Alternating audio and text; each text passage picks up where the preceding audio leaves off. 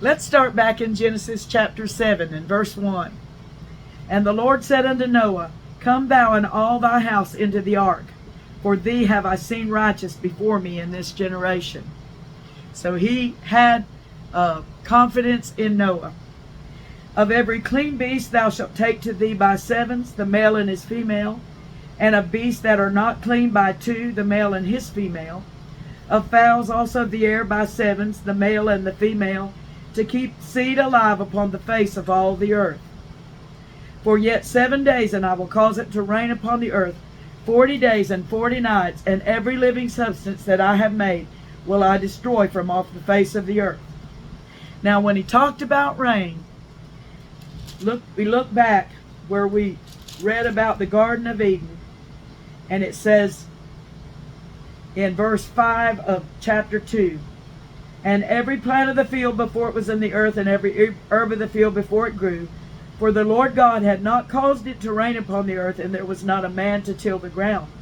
But there went up a mist from the earth, and watered the whole face of the ground.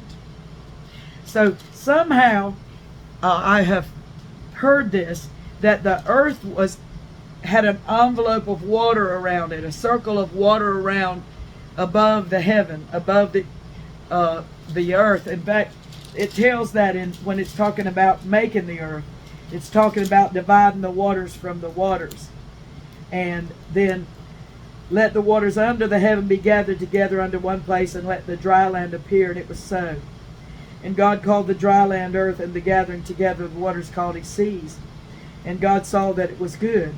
But there were waters above the firmament.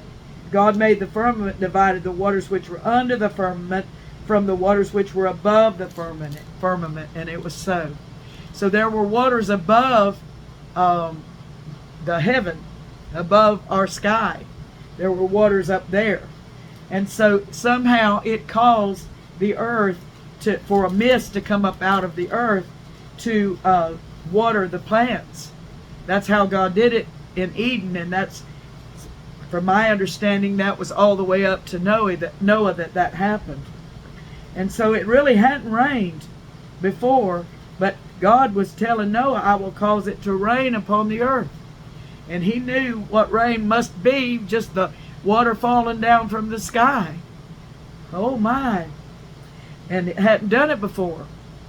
And Noah did according unto all that the Lord commanded him. He brought in clean beasts. They weren't eating meat at that time. They were eating grains, and they were eating vegetables and fruits, but they weren't eating meat at that time, because later on we find out that God opens the door for them to eat meat. So they probably, the way Noah knew clean beasts from unclean, were clean could be sacrificed to the Lord, and the unclean could not. And he did sacrificing. So Noah did according unto all that the Lord commanded him. And Noah was 600 years old when the flood of waters was upon the earth. Okay, now we look back in chapter 5, and we see that it says, And Noah was 500 years old, and Noah begat Shem, Ham, and Japheth. So somewhere in this 500 to 600 years, God had Noah to start building the ark. And seems like somewhere in the New Testament, I remember them saying Noah preached for 100 years. Or maybe I just drew the conclusion. Let's see about Noah preaching, a preacher of righteousness. Let's look back in Hebrews chapter 11. I know that we talked about all of them, and Noah being warned of God, but by faith Noah, being warned of God of things not seen as yet, moved with fear, prepared an ark to the saving of his house, by the which he condemned the world and became heir of the righteousness which is by faith. So we'll look in 1 Peter, let's see, Genesis 5 and 6 and 13.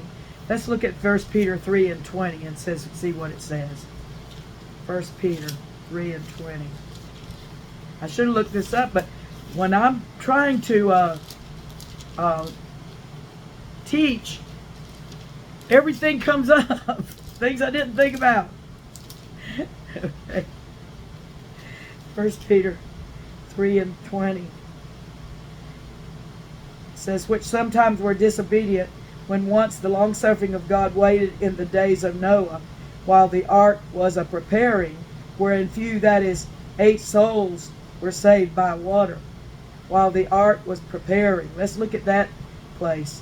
It's Genesis 7:7. Wherein few, that is, 8 souls, were saved by water. So let's look at that. Let's see, verse 20. All of that is Genesis. And so I'm not sure how I knew it was 100 years, but one thing I know is that 100 years transpired between Noah having Ham, Shem, and Japheth and when they got in the ark. 100 years. I haven't lived 100 years. Can you imagine building the ark for many years, preaching to the people for many years, as many years as I've been alive? Maybe he was doing it. And Noah went in, and his sons and his wife and his sons' wives with him, into the ark because of the waters of the flood, of clean beasts and of beasts that are not clean, and of fowls and of everything that creepeth upon the earth. There went in 2 and 2 unto Noah into the ark, the male and the female, as God had commanded Noah. Now, I do not believe that Noah had to go out and get these animals. Do you? No. I believe God commanded them, just as he commanded that whale to swallow Jonah. I believe he commanded those animals to come to that ark. Because some of them were not from that area. I know they weren't. And they had to travel and travel and travel.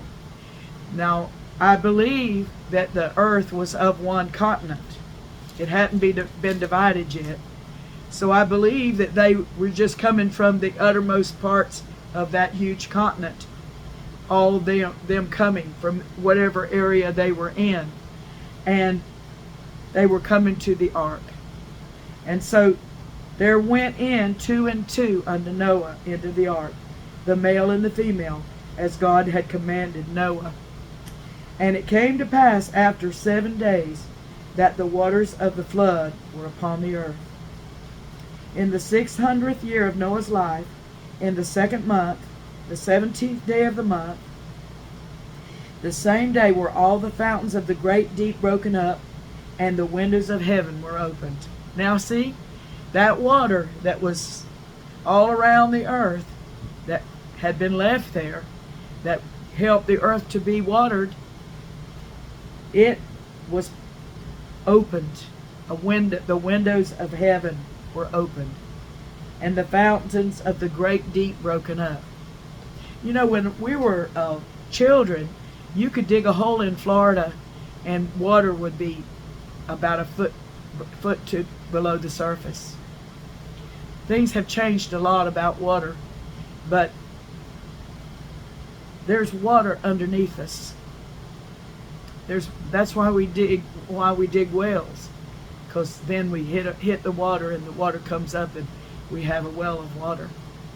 And all those artesian wells that people have that just flow up and keep flowing, there's water beneath us, and there was water above them at that time. And the rain was upon the earth 40 days and 40 nights. And in the selfsame day entered Noah and Shem and Ham and Japheth, the sons of Noah, and Noah's wife, and the 3 wives of his sons with them, into the ark.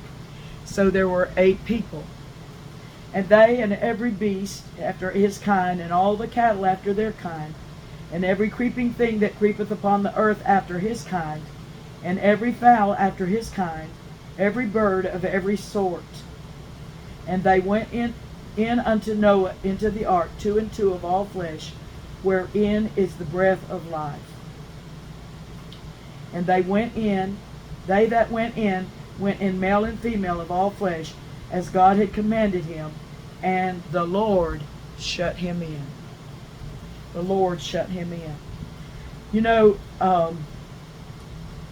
the beasts, it says every sort of every kind, the cattle after their kind. So just as, let's talk about the races in man. Just as the races in man developed from one man, Adam, right? And one woman, Eve. Just as the races, all the races we know, came from them. When God sent these animals into the ark, He sent the ones that were of a certain kind. The ones He wanted to preserve of a certain kind, and of every birds of every sort. He sent them so that they had within them all the genes, all the DNA, for it to become all of the different animals that are on the face of the earth now. He didn't have to send every animal, all the different kinds that were there. He didn't have to. He sent the ones that had the potential of all the different animals coming back to the face of the earth. Just as Noah and his sons and their wives had the potential for all the races. I don't know what Noah's wives looked like, nor do I know what Noah himself looked like and his sons, but I believe they had the genes, the DNA, to become all the races on the earth, because we have all those races. So isn't that wonderful? We separate ourselves from the races. The different races separate themselves on this earth. But Adam had that potential. Eve had that potential. And so did Noah and his sons and their wives and his wife. They all had that potential. And the animals had that potential too. So the ark didn't have to be as big as the earth. Just had to have the right animals and the right people. Isn't that good? And so it says the Lord shut him in. When that door of the ark, it was open, they went in, then the Lord Himself shut that door. They weren't going to come out until it was His time, and they also, nobody else was going to get in. And it says the Lord shut him in. And the flood was 40 days upon the earth, and the waters increased and bare up the ark, and it was lifted up above the earth. So you can just picture 40 days of pouring rain. And I'm not talking just a shower. I'm talking about pouring rain, because the heavens were opened and the windows of heaven were opened. And I can also imagine people that did not believe Noah, or people that did not hear him. There might have been people that did not hear him. They didn't know what in the world this water pouring out of the sky was. But it just started filling everything up and started covering their houses. And they had to run to high ground to escape. And they couldn't escape. And so the ark was lifted up from the earth, and the waters prevailed and were increased greatly upon the earth. And the ark went upon the face of the waters. Now, remember Methuselah. Remember when we talked about it? When I die, it will come. That's what his name meant. And this is what the it was. This was the judgment of God on the wicked world. And he was a sign. He died the same year of the flood. And he was a sign that when he died, this judgment would come. The judgment was horrible for everybody that wasn't in the ark. But you know what? Our grandpa was in the ark. Our grandma was in the ark. We were spared. We need to think on that. To think that God looked at Noah as a righteous man, the righteous man on the earth. I have seen, for thee have I seen righteous before me in this generation. Look upon that and consider that God saved us. He saved us. He wanted us to go on living. He wanted us to be born, because nobody's hearing this way back there that's already died, just to us that are alive. He wanted us to be born, and he wanted us to be like our grandpa and our granny. I'm sure she is the same too. She was Noah's wife. So let's realize that God shut Noah in to save him, and he wants to save all of us too. I'm going to go, and I'll get back tomorrow on the rest of it. God bless you.